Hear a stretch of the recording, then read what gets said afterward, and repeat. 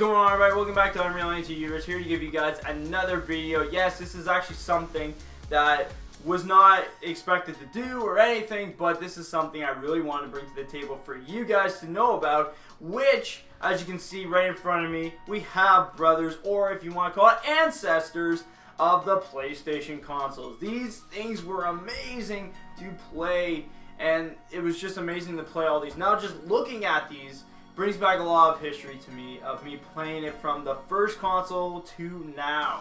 This is like the greatest thing of all. So anyways, guys, for you guys that might not know maybe the first two consoles, or maybe just the first console in general, we're going to give you guys a brief history on when this came out and stuff. So the first one, right off the bat, PlayStation, actually started in 1995 when the release date was in North America. Greatest console to come out at that time. It was phenomenal. It came out around the time the Nintendo 64, and close to the end of Sega Genesis was about to end, for Sega I should say.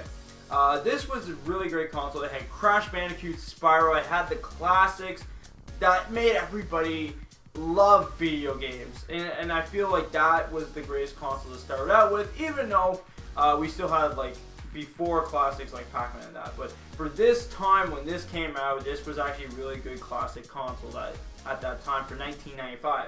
So, but anyways, we're going to move on to the PS2. Yes, this came out 5 years after from the PlayStation, and it was really amazing when this came out because people were wondering how the PS2 is going to be.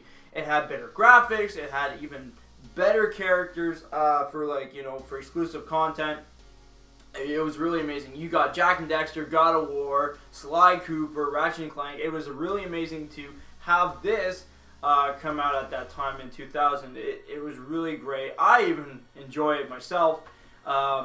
It was really amazing. The only thing I will say that the both consoles had at that time was memory cards.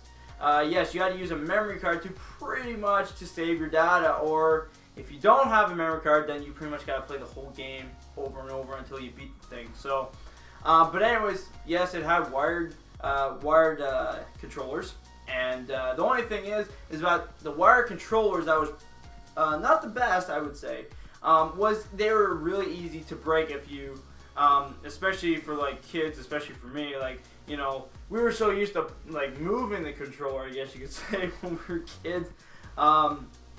So that's why the wires break very easily from that point.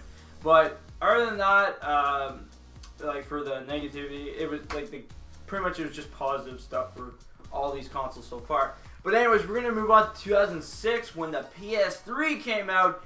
This was actually a really great console, I'm not gonna lie. I really enjoyed it. You know, it continued off the games from the PS2 to the PS3. It brought a lot of classics to this. I really enjoyed myself. This was actually one of the greatest consoles the PlayStation made at that time for 2006. Better graphics again, except this time though, they actually listened that we did not want wires this time for the controller. So they went to wireless controllers because they know that a lot of people were breaking them. So they didn't want that to happen.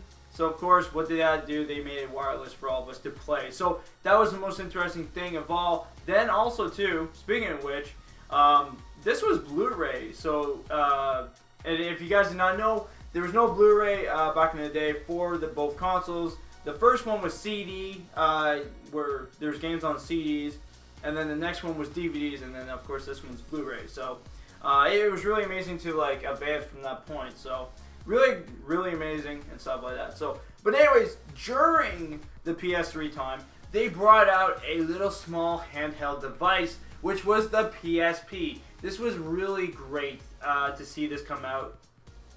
There's a lot of people that actually bought these things because literally when Sony was trying to tell us about the PlayStation that, you know, you could play a game, something like this, on a handheld device. Yeah, sure, the graphics were not the same, but it was still close enough for graphic material.